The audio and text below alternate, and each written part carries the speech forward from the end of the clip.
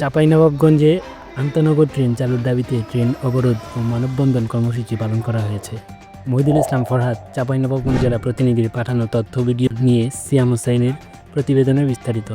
চাঁপাইনবাবগঞ্জে আন্তনগর train চালুর দাবিতে স্থানীয় জনগণ ট্রেন অবরোধ ও মানববন্ধন কর্মসূচি পালন করেছেন সুজন সুশাসনের জন্য নাগরিক এর ব্যানারে। এই কর্মসূচির মাধ্যমে তারা রেল যোগাযোগের উন্নয়ন ও চাঁপাইনবাবগঞ্জ হতে আন্তনগর ট্রেন চালুর জোরালো দাবি জানান। কর্মসূচিতে অংশগ্রহণকারীরা রেল লাইন অবরোধ করে এবং স্টেশন বা রেলপথে শান্তিপূর্ণ মানববন্ধন করেন। তাদের 8 দফা দাবির মধ্যে প্রধান দাবি হলো চাঁপাইনবাবগঞ্জকে আন্তনগর রেল নেটওয়ার্কের সাথে যুক্ত করতে হবে, যাতে ঢাকার সাথে সরাসরি ট্রেন চলাচল প্রতিষ্ঠিত হয়। স্থানীয়রা অভিযোগ করেন যে এই অঞ্চলের রেল থাকলেও আন্তনগর সেবা না থাকায় যাত্রীদের অসুবিধা পোহাতে হয়। তারা সরকার ও রেল মন্ত্রণালয়ের দ্রুত হস্তক্ষেপ কামনা করেছেন।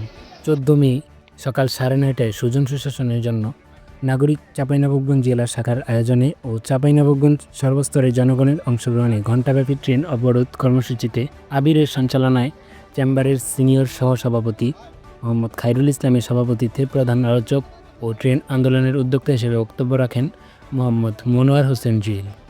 ট্রেন অবরোধ কর্মসূচিতে বক্তব্য রাখেন সাবেক সদর উপজেলা chairman Mohammad Mukhlesur Rahman, Chapainawabganj press club সাধারণ সম্পাদক ফয়সাল মাহমুদ, সাবেক কাউন্সিলর শাহ নেওয়াজ খান সিনহা, রবিউল ইসলাম রবি, জামায়াতের আমির গোলাম রব্বানী, আব্দুল আলিম, পূজা উদযাপন কমিটির সাধারণ সম্পাদক ধনঞ্জয় চ্যাটার্জি, বৈষম্য বিরোধী ছাত্র সংগঠনের আহ্বায়ক আব্দুর রহিম সহ বিভিন্ন সংগঠনের নেতৃবৃন্দ 8 দফা দাবি তুলে ধরে বক্তব্য দেন।